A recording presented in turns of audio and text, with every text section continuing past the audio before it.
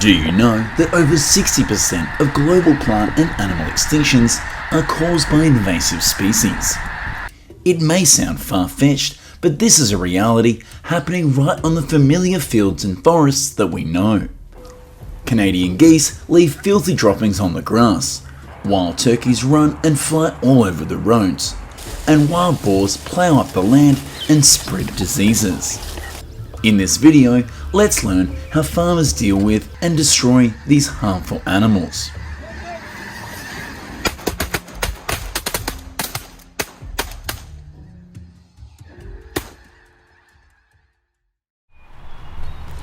In North America, there are currently around 7 million wild turkeys. Not only are they present in vast forests, but they also appear in urban and suburban environments, causing no small amount of trouble for people.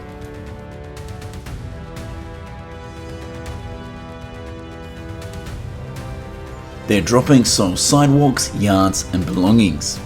They run wildly on the roads, causing traffic hazards. In particular, male turkeys are notoriously aggressive, especially during mating season. When they see the reflection in a window or car, they mistake it for a challenging rival and will relentlessly attack the object.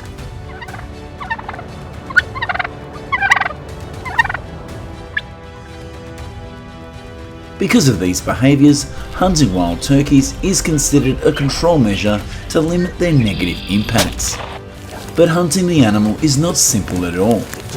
Turkeys have extremely keen eyesight and hearing, easily noticing even small changes in their surroundings.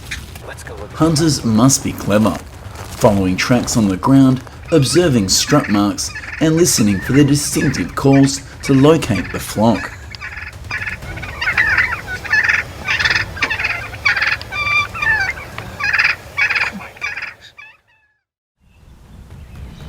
Wild turkeys have two main hunting seasons, spring and fall.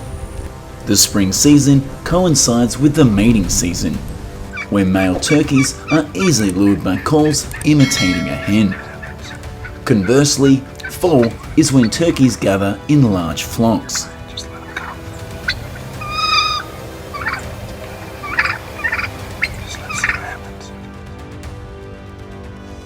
To attract the attention of a wild turkey flock, hunters will imitate their calls, calling every 15 to 20 minutes. In addition, they also use fake decoys that look like a turkey.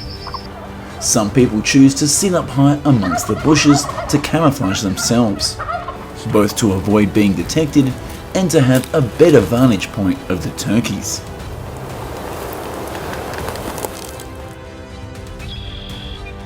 The time between 10 AM and 2 PM is often considered the golden time for hunting. This is when turkeys are most active and less vigilant than in the early morning. They can be hunted with guns and bows. Skilled hunters often aim for the neck or legs instead of the constantly moving head.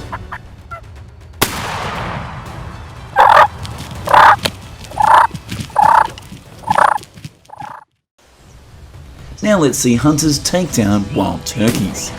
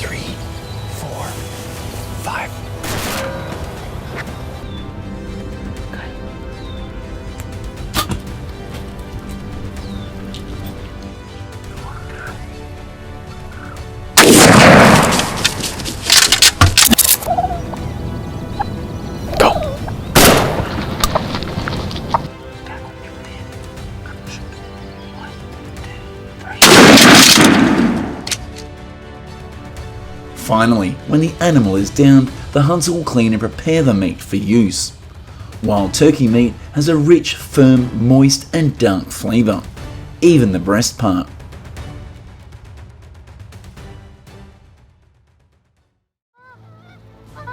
Another invasive animal causing harm in North America is the Canada goose.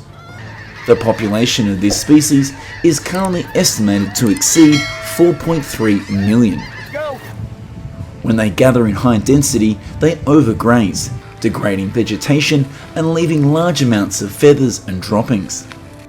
This becomes a health concern, especially at water treatment facilities and at public swimming areas. Not only this, but they also destroy gardens and commercial crops like corn, peanuts and soybeans.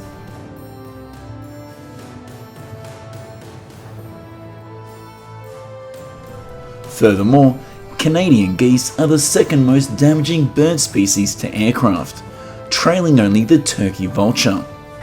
Sudden collisions when they fly in flocks can lead to unpredictable sequences.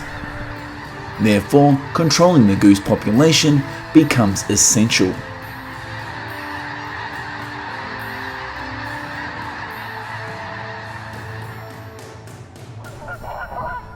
In the US, hunting Canadian geese is legal during the designated hunting seasons. But hunters must have a license and strictly comply with state regulations. This is also a sport that many people enjoy, especially in the fall when the geese begin to migrate.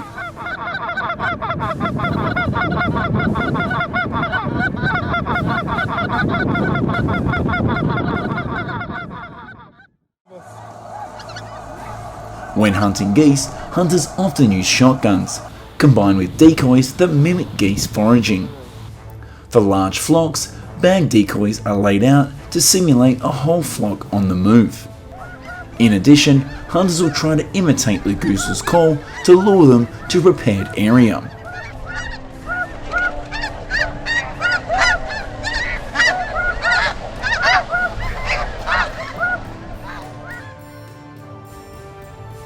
Additionally, hunters must know how to choose a suitable location.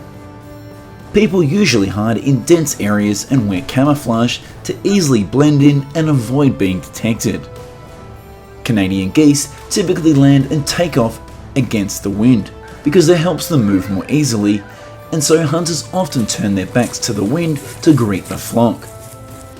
Some even prefer hunting on rainy days, when strong winds encourage more goose flights. This creates more opportunities to take them down.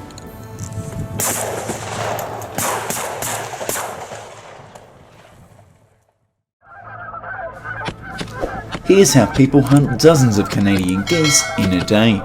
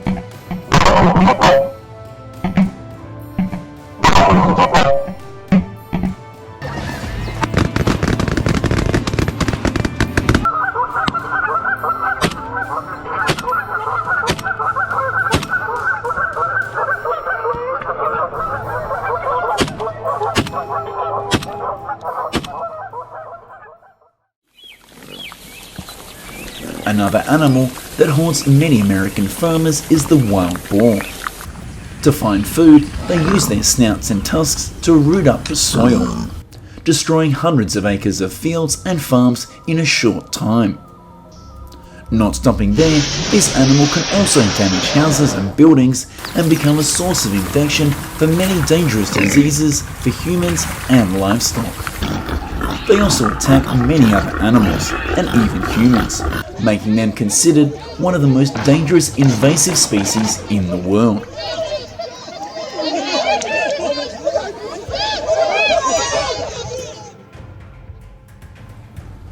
Therefore, many measures have been applied to controlling them.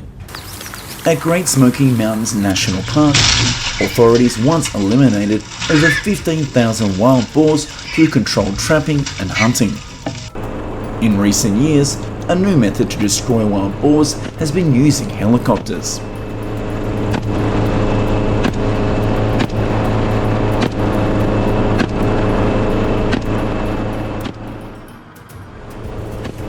Participating in a wild boar hunting tour by helicopter offers an extreme thrill. Sitting high above, hunters can easily spot and approach their prey, which is especially effective in large, open areas where the wild boars are numerous. This is a quick and direct method that meets both the goal of population control and the adventurous experience that many people seek.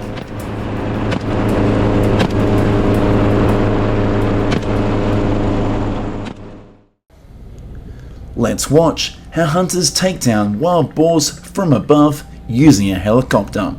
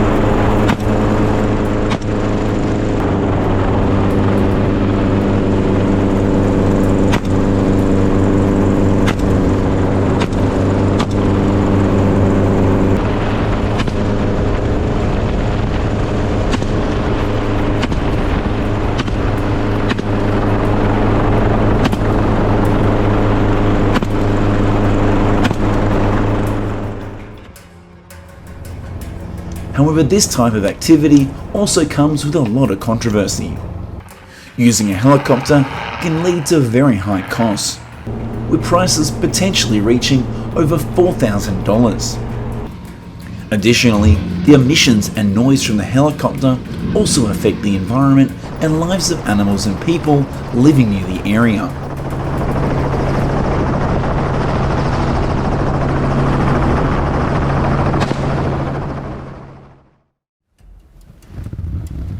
The last animal we will learn about is the white-tailed deer.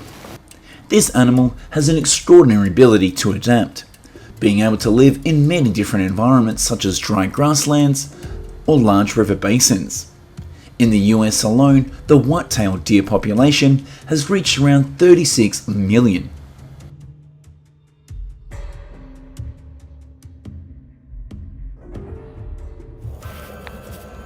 For a long time, hunting white-tailed deer was a familiar activity. In part, it is for recreation, and in part, it is for the value of the meat that they can provide. This is also an effective measure to control the population to ensure an ecological balance. Of course, hunters need a license and are only allowed to hunt a limited number during the regulated season.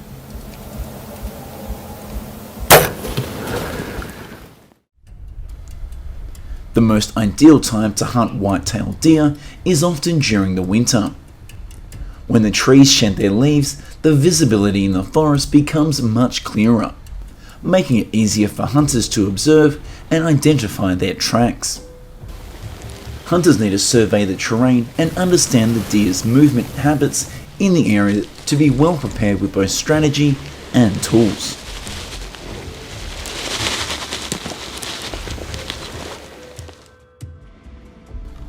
On the journey of following their tracks, there are many factors that hunters must pay attention to. The familiar trails that deer often use, areas with oak trees with many acorns, or fields of corn and soybeans. All of these are a favourite food source. In addition, dense bushes are also where deer often rest, especially in the morning.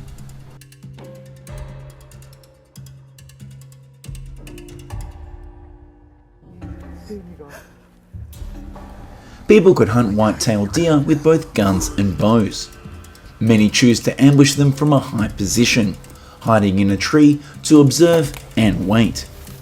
Others prefer a greater challenge, slowly advancing deep into the forest, patiently following each small sign to approach the white-tailed deer.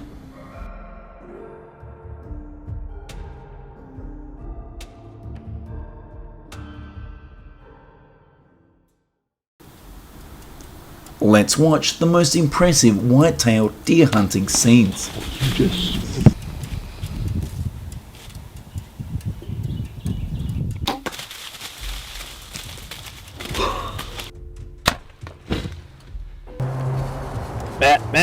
Bat.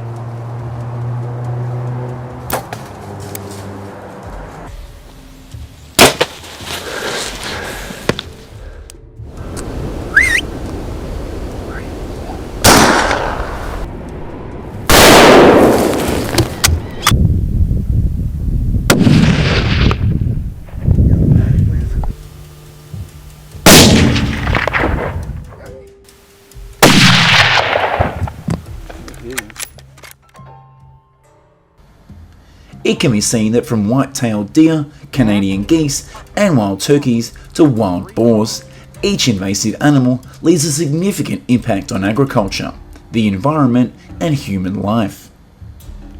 Hunting, in many cases, is not just for entertainment, but also a tool to control populations, protect crops, and maintain ecological balance. What do you think is a more effective way to eliminate these animals? Please share in the comments section below.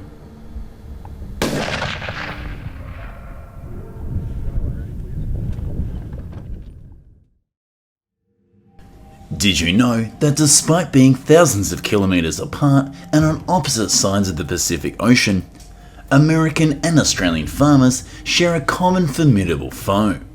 That is the wild boar, one of the world's top 100 most dangerous invasive species.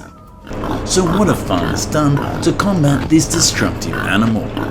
Let's find out in this video.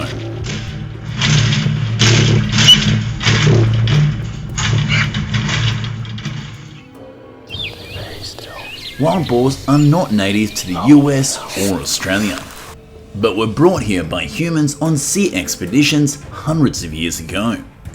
Over time, their population has grown out of control. Across 39 states in the US, as of 2023, the number of wild boars has reached over 8.3 million. In Australia, these animals occupy about 45% of the territory. Their population can increase by 86% in just 1 year if left unchecked.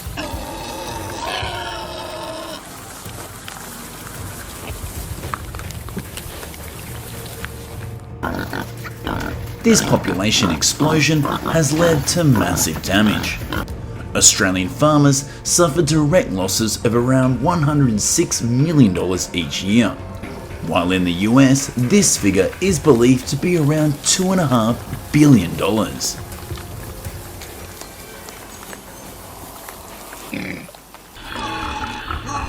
Wild boars hunt native animals and destroy infrastructure. In Australia alone, they tend to have a negative impact on around 148 threatened plant and animal species. Some aggressive wild pigs can even attack humans.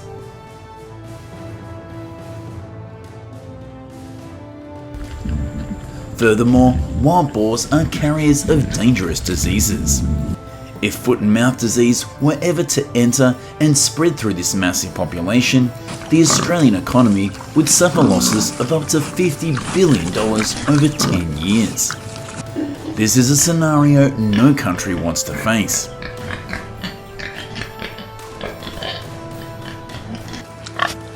To stop this invasive species, both the US and Australian governments encourage farmers and hunters to participate directly in controlling the wild boar population.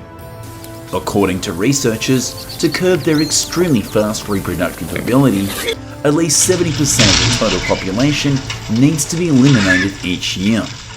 The most common methods currently are trapping and hunting with guns.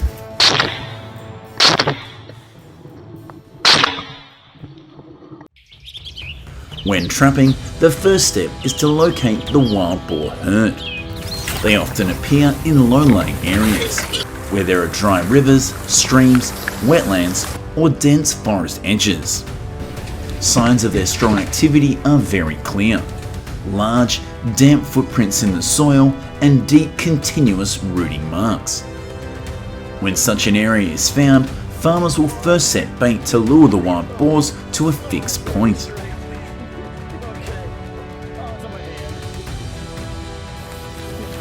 As omnivores, wild boars are easily attracted to various types of food.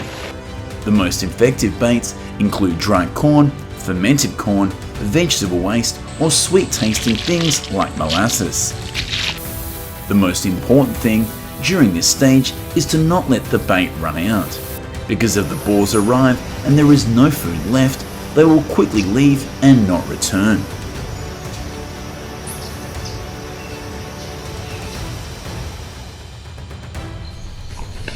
When fed regularly for 1 to 2 weeks, the wild boar herd will develop a habit of visiting frequently, becoming more confident and less wary. This is the time to start setting traps.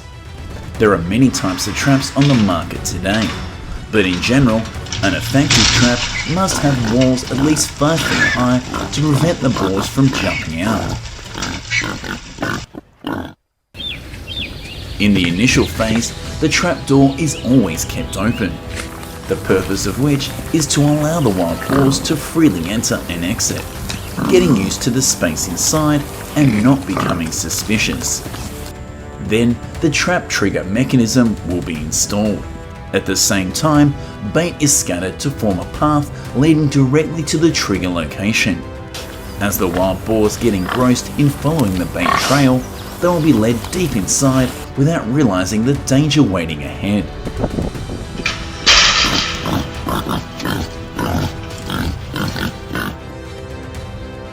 With the development of technology, smart traps integrated with surveillance cameras have appeared. Users can now monitor the herd from a distance using a phone or computer and actively trigger the trap at the right time.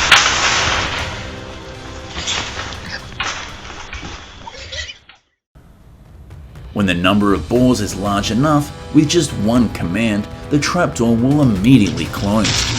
The panicked wild boars will repeatedly ram the walls to try to find a way out, but they are all helplessly trapped. A typical automatic trap today can hold up to 50 animals at a time, significantly reducing the damage from this invasive species for farmers.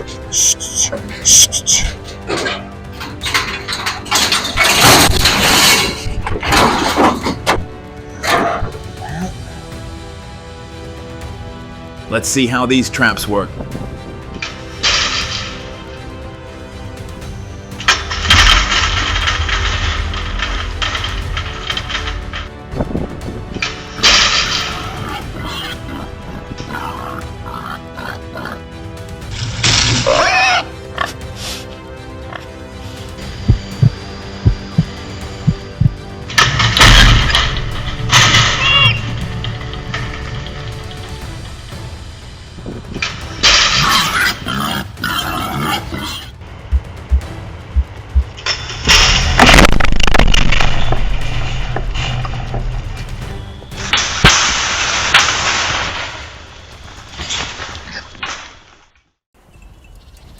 For those who prefer a more adventurous feeling, they enjoy hunting wild boars with guns.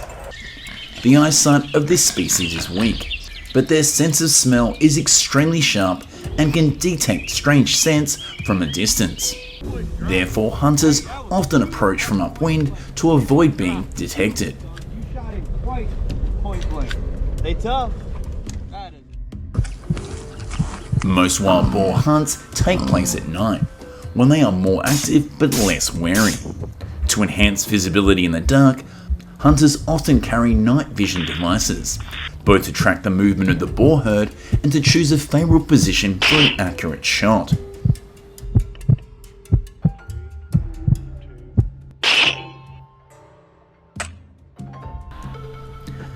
Among hunting methods, the rifle is the most common and effective tool.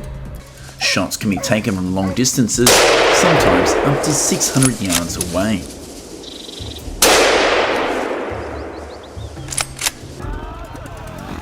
Wild boars can run at motorcycle speeds of up to 40 km an hour. Combined with their aggressive nature and resilience, this makes hunting them even more of a challenge. Therefore, hunters are forced to have sharp hunting skills and have to take down their prey with a single shot, both to ensure their own safety and to prevent the injured animal from escaping. The main targets for hunters are fatal points of the body, such as the head or heart area.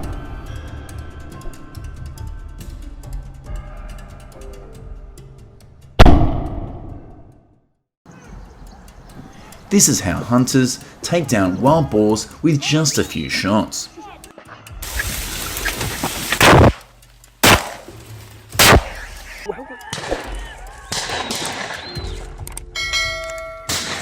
Bravo, yeah.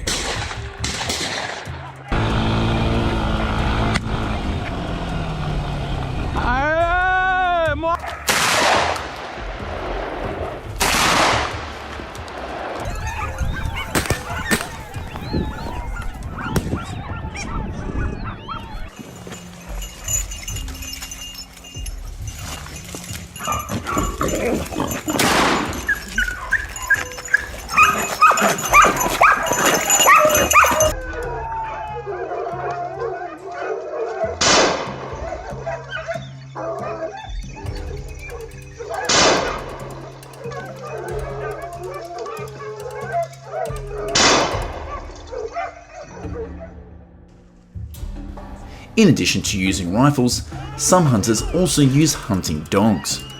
These are specially trained dogs that can sense a scent from a distance, track the wild boars and corner them in narrow areas. When they get close, the dogs will bark loudly to alert the hunters of the exact location.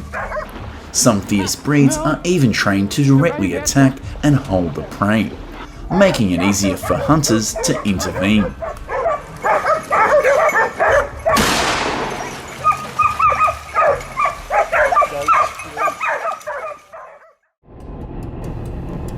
Another way to eradicate wild boars is hunting by helicopter.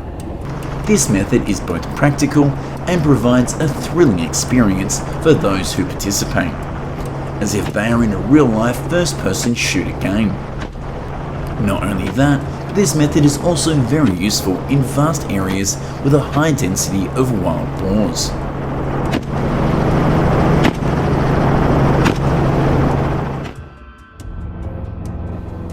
However, the cost to participate in a helicopter hunting tour is not cheap, with an average price of around $4,000 per trip. Despite this, due to an effectiveness and unique experience that it offers, this method still attracts many hunters and adventurous tourists.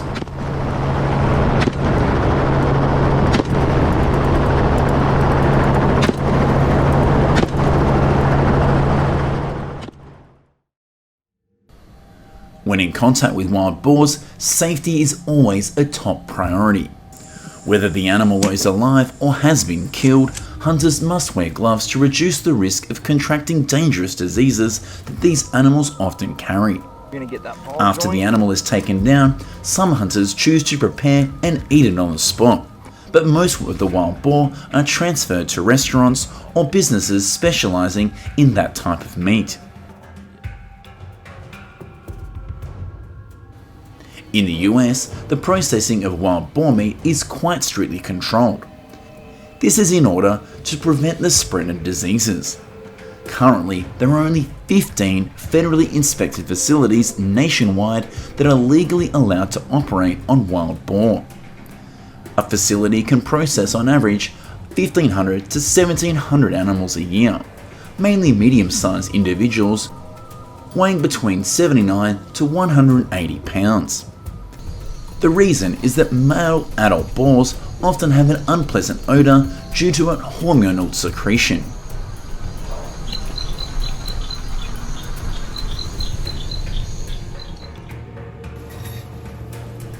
However, even when processed and consumed, wild boar meat still cannot compete with regular farm pork in terms of both flavour and preparation. Therefore, hunting and processing wild boars are not typical for commercial purposes, but are mainly used to control the population, reduce damage to agriculture and the environment, or for recreation.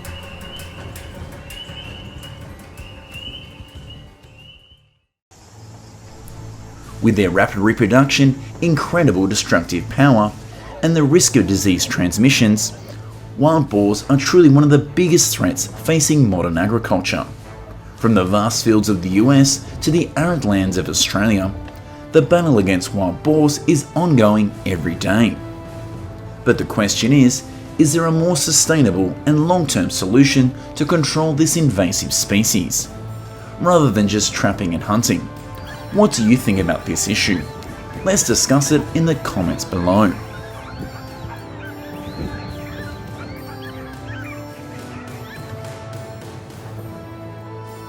That's all for today's video. Thanks for watching. And for now, goodbye and see you in other videos on our channel.